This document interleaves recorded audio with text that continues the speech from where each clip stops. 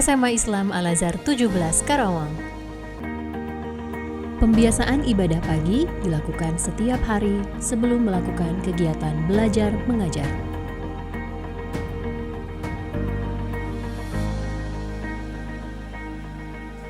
SMA Islam Al-Azhar 17 Karawang mendapatkan nilai 97 dengan kategori A unggul pada akreditasi pertama tahun 2019.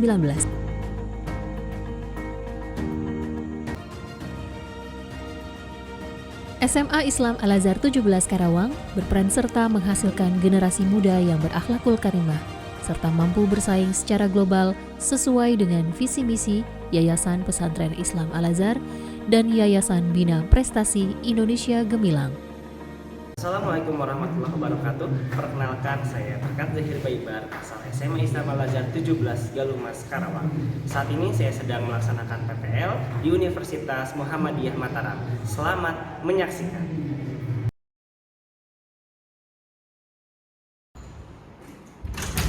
Assalamualaikum. Waalaikumsalam.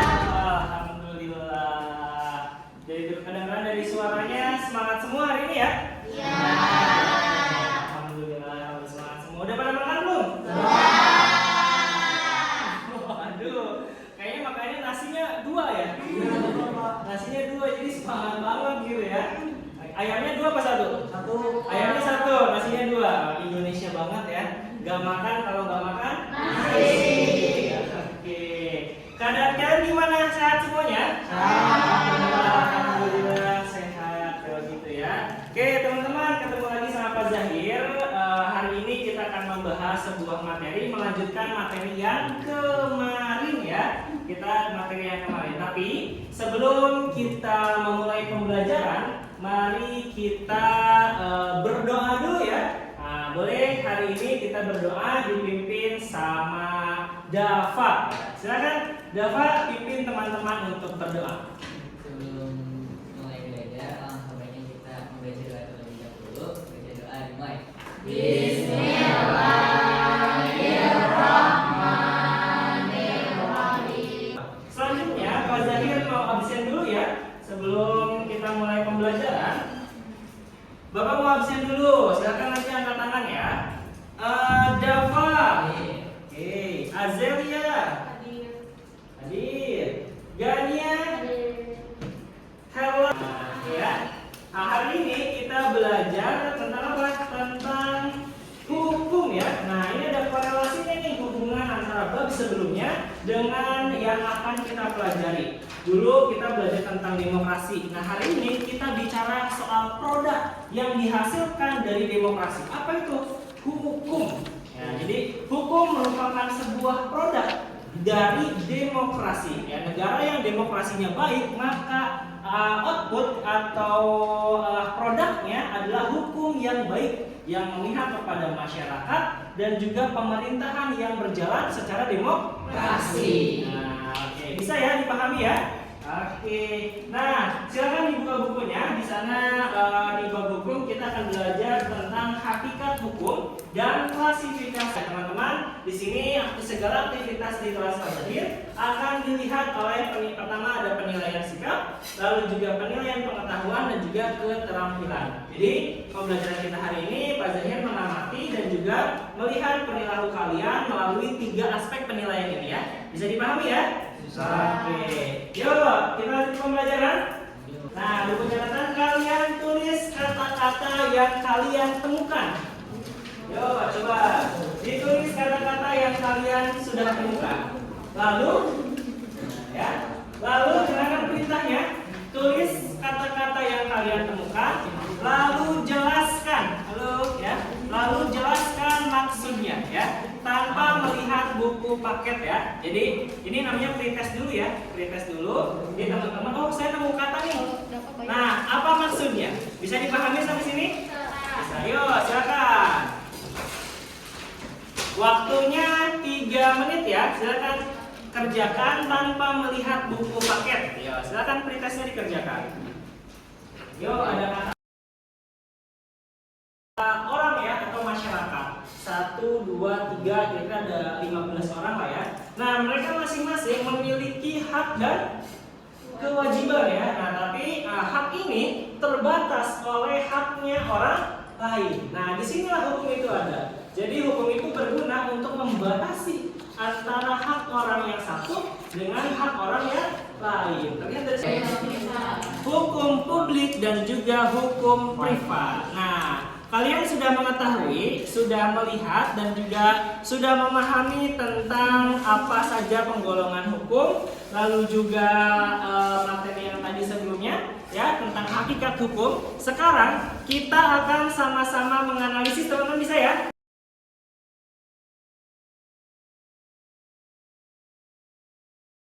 Lebih efektif ini ada 4 soal ya. Kita akan bagi 4 aja ya. Ini yang kelompok 1 ya. Ini kelompok 2, yang ini kelompok 3 dan yang ini adalah kelompok 4 ya.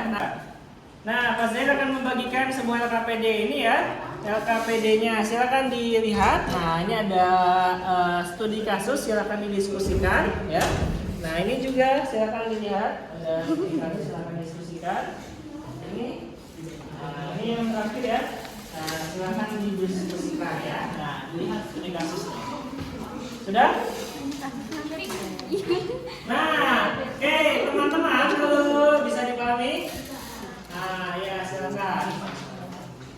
Dipelajari, dilihat. Nah, tapi sebelum kalian mengerjakan, kalau bisa dipahami dulu. Nah, sebelum kalian mengerjakan, kalian akan menyimak dulu tontonan ya. Kalian akan menyimak untuk dapat biar kalian mampu mengerjakan. Kalian bawa handphone semua nggak? Oh ya, oke, bagus kalau bawa handphone semua. Nah, kita akan tonton dulu, baru nanti akan Pak Zahir jelaskan instruksinya ya. Silakan disimak dulu videonya ya. Berikut ini. Kasus kejahatan C3 atau curas dan curator meningkat di tahun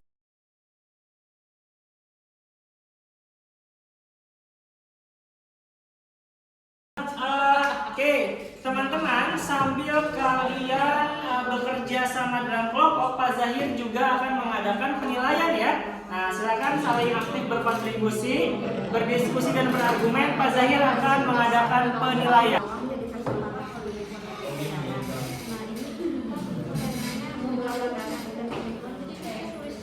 Nah, betul, itu masuk kan, ini kan masuk ke dalam sini. Nah, ditulisin judulnya sama tahunnya ya.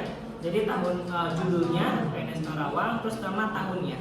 Nah, ditulis beberapa judul ya. Nanti biar kamu tahu, oh ternyata kasus tentang penipuan dan juga penggelapan itu ada beberapa kasus Karawang. Tentang waktu 17, 2018 misalkan kalau ada ya. Nah, silakan ditulis dulu.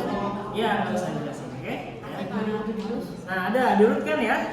Karena kalau di Karawang tuh ada 2015-nya ada kasus ini, tentang ini 2017, 2018, 2019 kalau bisa ya. Oke. Nah, silakan dikumpulkan data-data. Ada ketemu apa itu? Nah, ini dikasih tahu kasus, dikasih tahu tahunnya gitu ya. Misalkan jadi pembunuhan tuh ada tahun sekian, tahun sekian, tahun sekian gitu ya. Nah, boleh. Sudah? Ya, silakan cari kasusnya ya.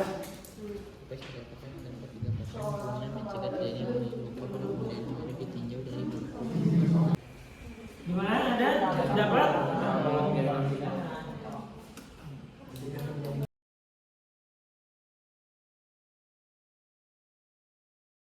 Kelompok mana yang akan mengadakan presentasi?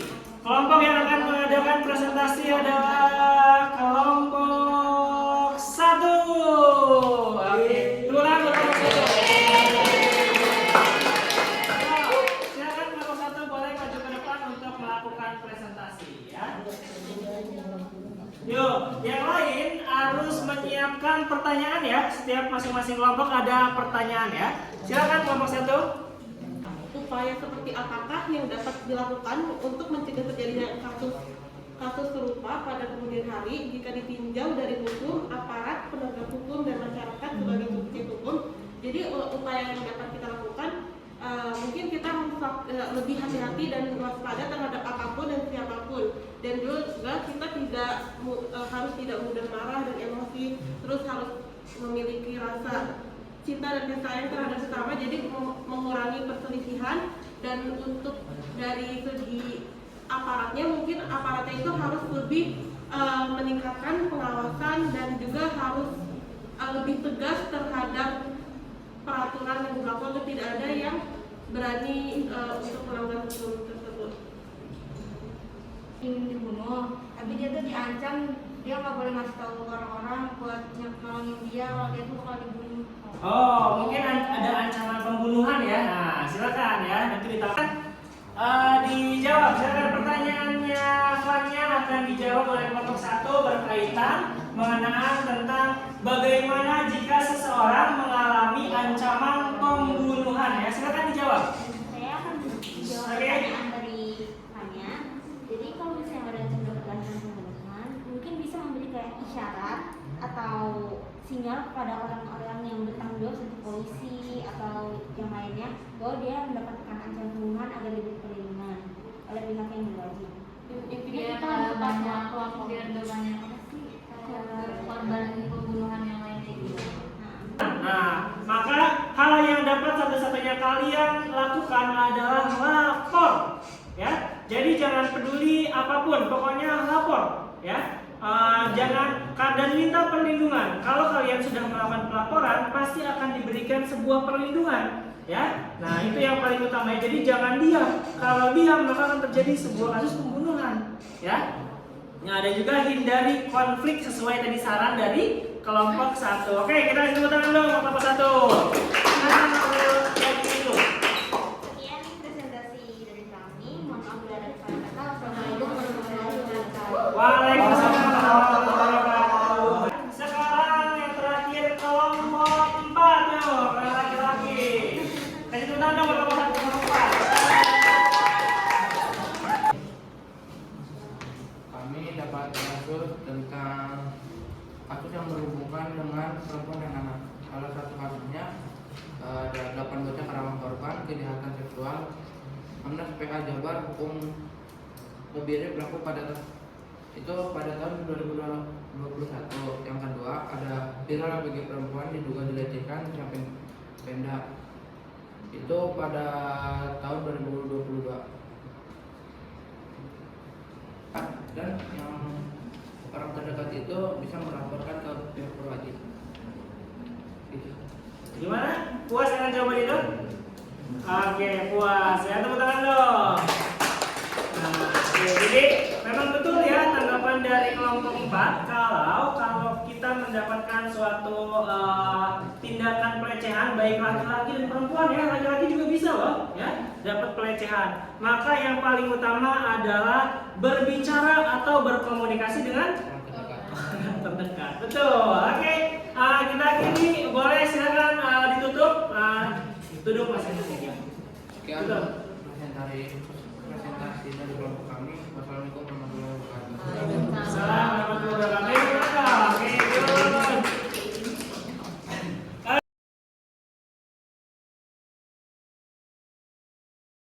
Ya, ayo silakan. Setelah pembelajaran hari ini tentang bab sistem hukum, kita menjadi tahu definisi dari hukum, unsur-unsur hukum, penggolongan hukum ada 8. Ada berdasarkan sumbernya, tempat berlakunya, berdasarkan bentuknya, berdasarkan waktu berlakunya. Teman-teman, pembelajaran kita hari ini, kita akhirnya mengetahui informasi yang ada terutama di daerah mana?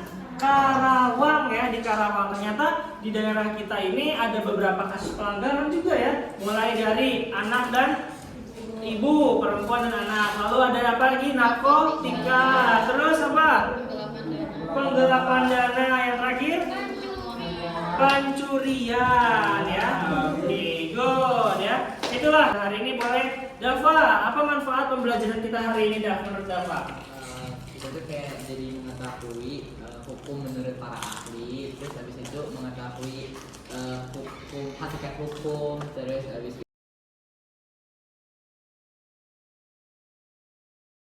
kita sebelum tutup berdoa aparatur majelis. Alhamdulillahirobbilalamin. Subhanallahumma wa bihamdika. Oke, terima kasih anak-anak. Pak Zahir pamit. Kita tutup pembelajarannya. Assalamualaikum warahmatullahi wabarakatuh.